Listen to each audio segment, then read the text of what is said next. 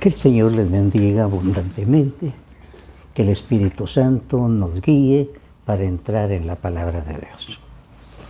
En la lectura y comentario de la Biblia hemos llegado al capítulo 3 del Evangelio de San Juan. Este capítulo es básico en el Evangelio de San Juan y en toda la Biblia. Quisiera recordarles algo. San Juan, en su Evangelio, al terminar el capítulo 20, dice: estas cosas se han escrito para que ustedes crean que Jesús es el Mesías, el Hijo de Dios, y para que creyendo tengan vida en su nombre. O sea, la palabra clave de este Evangelio es creer en Jesús para tener vida, es decir, salvación. Entonces, aquí lo que importa es la fe del corazón, no una fe puramente intelectual, sino del corazón, la que da el Espíritu Santo. Aquí en el capítulo 3 se encuentra algo de eso muy claro. Un intelectual muy religioso llamado Nicodemo pertenecía al Sanedrín, era el consejo superior religioso de los judíos. Pero él se ve que había oído y visto a Jesús y entonces, aunque sea a escondidas, lo seguía, era su seguidor de corazón. Y va un día a visitar a Jesús. Y él va muy contento. Piensa que Jesús lo va a felicitar. Y comienza diciéndole: si tú no vinieras de Dios, no podrías hacer esos milagrazos que te he visto. O sea, a él, como religioso intelectual, le llamaron la atención los milagros. Esto no es así. Entonces, si tú no vinieras de Dios, no podrías hacer esos milagros. Nicodemo no se esperaba lo que Jesús le iba a decir. Jesús le dice: te aseguro que el que no nace de nuevo no puede ver el reino de Dios. Nicodemo le preguntó: pero ¿cómo podrá nacer de nuevo un hombre que ya es viejo? ¿Acaso podrá entrar otra vez en el seno de su madre para volver a nacer? Jesús le contestó: te aseguro que el que no nace del agua y del Espíritu no puede entrar en el reino de Dios. Lo que nace de la carne es carne, lo que nace del Espíritu es espíritu. No te extrañes de que te diga: todos tienen que nacer de nuevo. El viento sopla por donde quiere, y aunque ves su ruido, no sabes de dónde viene ni a dónde va. Así son también todos los que nacen del Espíritu. Entonces aquel hombre se quedó asustado. Él creyó que Jesús le iba a dar una palmadita en el hombro y le iba a decir: muy bien, Nicodemo. Se lo atrajo de abajo, le pasó encima como una aplanadora. Si no vuelves a nacer del agua y del Espíritu, no puedes entrar en el reino de los cielos. Y aquel habrá pensado: este no sabe quién soy yo.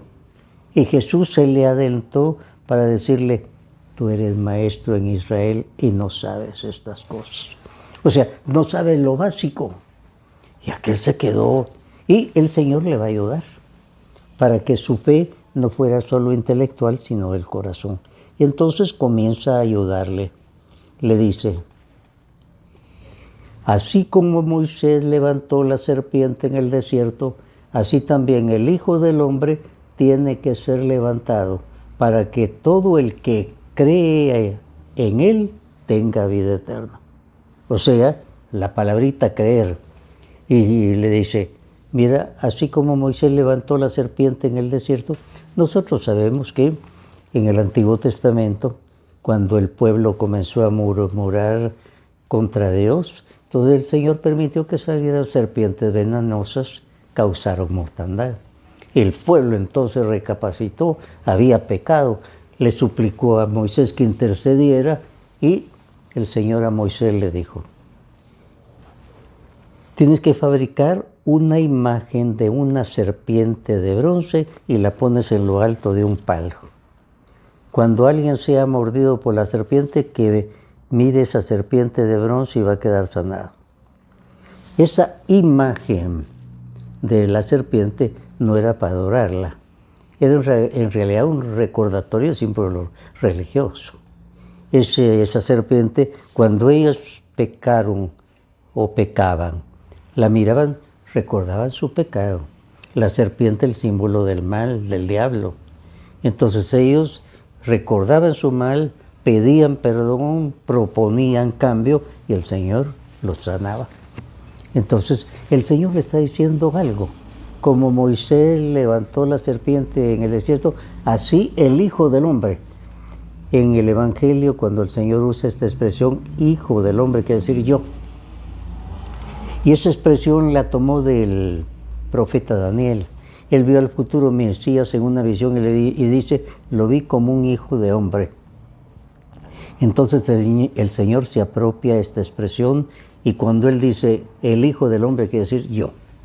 Y por eso aquí dice, el Hijo del Hombre va a ser levantado. O sea, yo voy a ser levantado. Y le explica por qué. Aquí está lo que vamos a leer, está la esencia de toda la Biblia. El Señor le dice, en el capítulo 3 del versículo 16 en adelante, pues Dios amó tanto al mundo que entregó a su Hijo único, para que todo aquel que cree en Él no muera, sino tenga vida eterna. Porque Dios no envió a su Hijo al mundo para condenar al mundo, sino para salvarlo. Entonces, aquí le dice, tanto amó Dios al mundo, el amor grande, que entregó a su Hijo. Imagínense ustedes, la Santísima Trinidad, Padre, Hijo y Espíritu Santo. Y cuando viene el pecado de la humanidad, la Santísima Trinidad no encuentra otro medio que enviar al Hijo para que se haga hombre y muera en una cruz con su sacrificio, borre el pecado del mundo. Era el único medio. Solo la sangre de Cristo, que significa el sacrificio de Jesús en la cruz, podía borrar el pecado del hombre. Esto no lo podía entender todavía Nicodemo. Estaba archivando en su mente esto que le había dicho Jesús.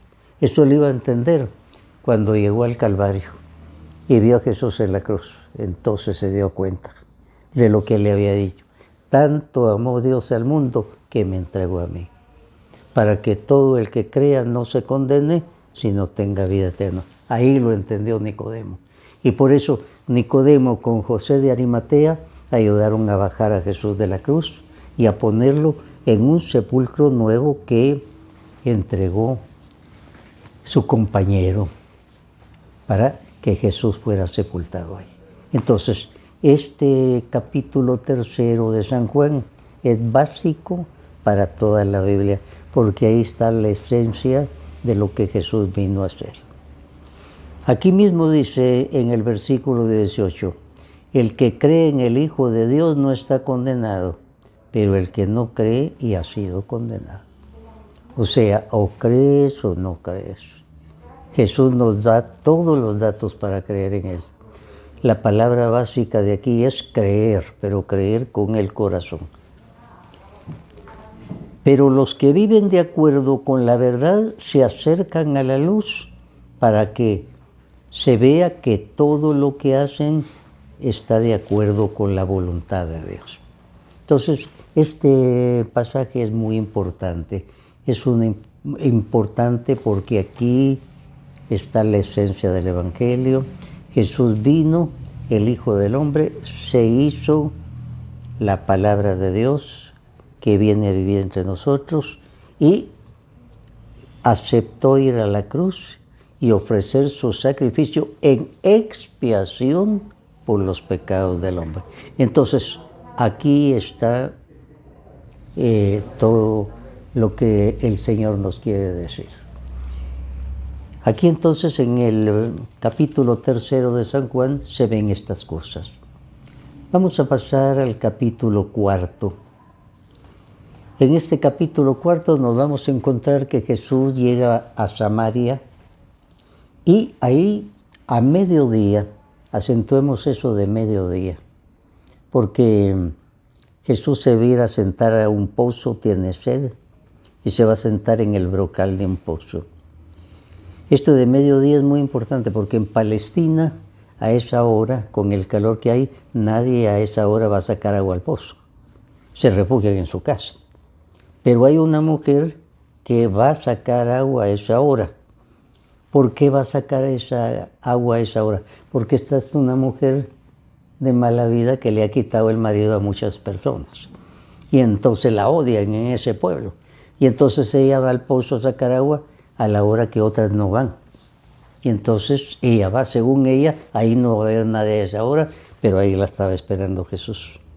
Y cuando llega ella, Jesús le dice, dame un poco de agua. Aquella se pone furiosa y le dice, tú eres samaritano, tú eres judío, yo soy samaritano, nosotros no nos hablamos, ¿qué pasa? Y Jesús, en lugar de contestarle como ella agresivamente, le dijo, si supieras lo que Dios da y quién es el que te está pidiendo agua, tú le pedirías agua a Él. Y Él te daría agua viva, agua de vida eterna, dice otra traducción. Agua de vida eterna, que en la Biblia quiere decir agua de Dios. Y ya se queda, ¿cómo es eso que me está diciendo? Yo le hablo agresivamente y él me contesta con verdad. Y ella le dice, si ni siquiera tienes balde para sacar agua, ¿cómo me vas a dar agua? Jesús le dijo, todos los que beben de esta agua volverán a tener sed, pero el que beba del agua que yo le daré, nunca volverá a tener sed, porque el agua que yo le daré brota en él como manantial de vida eterna. Entonces el Señor le dice, no, yo te voy a dar, si supieras con quién estás hablando, yo te podría dar agua de vida eterna que te quita la separación. Entonces ella se queda un poquito intrigada, le dice, bueno, pues dame esa agua para no venir otra vez aquí. Y aquí es donde Jesús simplemente le va a decir, primero vete a amar a tu marido. Y ella se queda en silencio un momentito y después dice, no tengo marido. Y el Señor entonces le ayuda para hacer su confesión.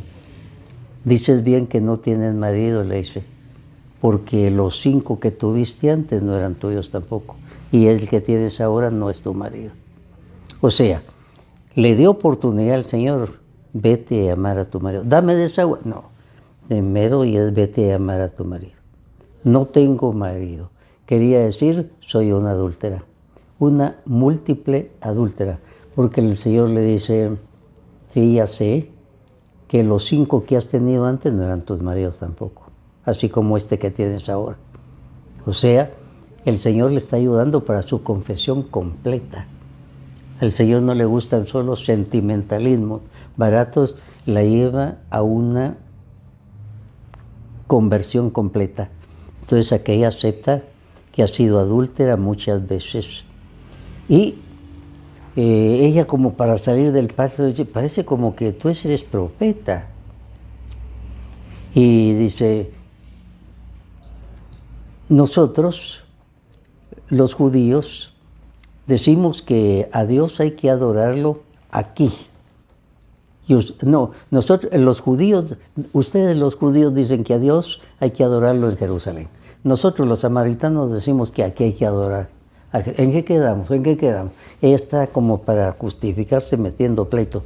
Y el Señor le dice, mira, mujer, lo que interesa es que se haga en espíritu y en verdad. Es decir, de corazón. No interesa la geografía. Lo que interesa es el corazón, la profundidad. Y en eso está. Y la mujer ya se está abriendo más, ve que él no la ha agredido ni le ha contestado mal. Y entonces le dice, me parece una cosa. Los judíos hablan de que va a venir el Mesías. Cuando Él venga le vamos a preguntar acerca de este problema de dónde hay que adorar a Dios. Cuando venga el Mesías. Y Jesús le dice, yo soy el Mesías. Cosa maravillosa. Una revelación de los mismos labios de Jesús, yo soy el Mesías. Mesías es una palabra hebrea que significa el ungido de Dios, el enviado de Dios. Y ella se queda. Después que ella aceptó que era pecadora, que se arrepintió, que le permitió a Jesús que le dijera que era múltiple adúltera y sin responder mal, en ese momento ella se queda pensando. Y lo único que se le ocurre, porque llegan los apóstoles y le dicen, Señor, aquí te trajimos comida, no has comido nada. Ella en ese momento en que Jesús está hablando con los apóstoles, sale corriendo hacia los del pueblo y les va gritando, vengan a ver a este hombre que me dijo todo lo que yo he hecho. Y aquellos se le quedan viendo. Esa mujer siempre huía de ellos porque los odiaba y ellos la odiaban a ellos. Y ahora los viene a llamar. Vengan a ver a este hombre que me ha dicho todo lo que yo he hecho. Y como había hecho barbaridades en el pueblo, habrán pensado, ¿quién es este dinosaurio que cambió la mujer esta? ¿Qué le pasó? Y entonces ellos por ella fueran arrastrados a Jesús. Llevó a los del pueblo a Jesús por su testimonio. Él me dijo todo lo que yo he hecho. Pero lo dijo con tal alegría y los llamó, vengan a ver a este hombre, que ellos fueron y tuvieron su encuentro con Jesús. Ahora, dice aquí el versículo 36, siempre del capítulo 3. Muchos de los habitantes de aquel pueblo de Samaria creyeron en Jesús por lo que les había asegurado la mujer. Me ha dicho todo lo que yo he hecho. Así que cuando los samaritanos llegaron, rogaron a Jesús que se quedara con ellos. Él se quedó allí 2 días y muchos más creyeron en él al oír lo que él mismo decía. Y dijeron a la mujer, ahora creemos, no solamente por lo que tú nos dijiste, sino también porque nosotros mismos le hemos oído y sabemos que de veras es el Salvador del mundo. O sea, todo este capítulo nos está llevando a creer en Jesús como el Salvador del mundo. Aquella mujer múltiple adúltera ahora ha hecho su confesión delante de Jesús y propiamente ante el pueblo. Ella odiaba a los del pueblo, ahora se siente sanada interiormente y siente el gozo de ir a proclamar que Jesús debe ser el Mesías, que vengan a verlo, que ha hecho algo grande con ella. En nuestra vida a eso se debe llegar, a una conversión. El Señor nos dice que debemos volver a nacer. El nuevo nacimiento es algo básico en el Nuevo Testamento. Es una conversión profunda. No se trata de un emocionalismo de tipo religioso, sino una conversión profunda, como la de la samaritana. Y el que se ha encontrado personalmente con Jesús siente el impulso de ir a proclamarlo a los demás. La mujer samaritana no dijo, yo no puedo proclamar a Jesús, primero voy a ir a hacer un cursillo de evangelización. No, ella proclamó lo que tenía dentro y eso es lo que el Señor nos pide a todos. Entonces Jesús lo dijo claramente aquí, todos debemos volver a nacer del agua y del Espíritu Santo, es decir, una purificación. Cuando hay purificación, el agua que purifica, entonces el Espíritu Santo nos llena y podemos encontrarnos personalmente con Jesús y se cumple lo que Juan quiere, que creamos que Jesús es el Mesías, el Hijo de Dios, y que creyendo tengamos vida en su nombre. En el capítulo 5 de San Juan nos vamos a encontrar con otra señal. San Juan construye su evangelio alrededor de 7 señales. Señal llama a los milagros, es decir, señal de la presencia de Dios, de Jesús que es Dios, que tiene el poder de Dios. Nos vamos a encontrar aquí en el capítulo 5 en la piscina de Betesda. Ahí había un montón de enfermos el que se metía cuando bajaba un ángel y tocaba las aguas, pues a ese le llegaba la sanación. Había gentío y había un hombre que llevaba 38 años de estar esperando sanación. Y se lo contaron a Jesús. Y cuando Jesús supo, en medio de aquel gentío, se dirigió directamente a aquel hombre. Y le dijo, ¿quieres ser sanado? Y aquel hombre se le queda viendo y le dice, es que no tengo quien me empuje cuando se mueven las aguas, aquí tengo tanto tiempo quejándose. Y el Señor solo le dijo, ¿quieres ser sanado? Y entonces él se quedó pensando, bueno, ¿y por qué me habrá preguntado esto? Se hizo como quien dice un autoexamen. ¿Quiero ser sanado? ¿No quiero? Sí quiero ser sanado. Muy bien. Entonces toma tu camilla y te vas para tu casa. Y aquel se queda admirado y ve que se puede mover. Él era paralítico. Ahora no necesita que nadie lo esté tocando para poder caminar. Toma su camilla. El Señor le dijo, vete toma tu camilla y vete a tu casa. Y queda sanado. Y le preguntan, bueno, ¿y quién te curó? Bueno, un Jesús. Y se fue. Pero ese cometió un pecado grave. ¿Por qué? Porque te curó en día sábado. En día sábado no se puede curar a los enfermos. Él me dijo, toma tu camilla y vete, por eso yo tomo la camilla y me voy. El día sábado no se puede llevar la camilla. Le dije, él me dijo, por eso me la llevo yo. Y se va. Como quien dice, él me da a mí autoridad. Y dice que después el Señor lo encontró en el templo. El Señor sabía que tenía que encontrarlo. Y le dijo, mira, no vuelvas a pecar, te puede pasar algo peor. Y aquí nos está indicando el Señor algo. Esta enfermedad tenía origen en algún pecado. Porque si no, ¿por qué le dice el Señor, no vuelvas a pecar? Volver. Quiere decir que el Señor se le acercó. Aquel estaba allá, pero en el fondo él no había visto su conciencia, su realidad, y el Señor lo obligó a eso. Y entonces, en este momento, aquel hombre dice, sí, de veras, quiero curar, sí quiero curarme. Y creo que Él me puede curar. Le vino la fe, vio su realidad.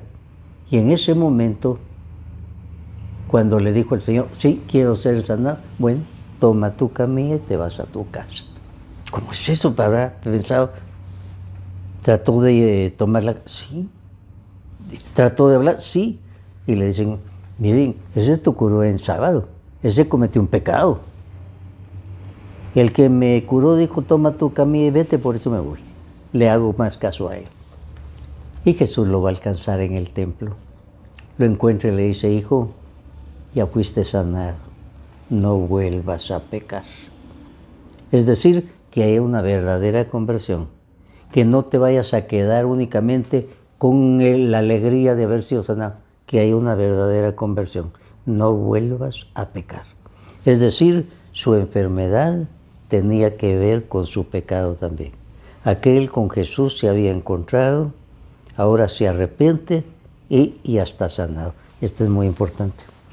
Fíjese que muchas veces en el fondo nosotros pedimos sanación, pero tenemos miedo de ser sanados. ¿Cómo va a ser eso?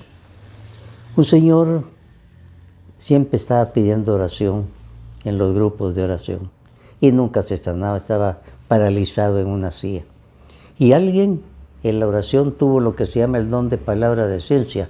El Señor le reveló algo en eso y le dijo, usted no se cura porque tiene miedo de ser sanado. Yo no, dijo él. Y analizaron todos.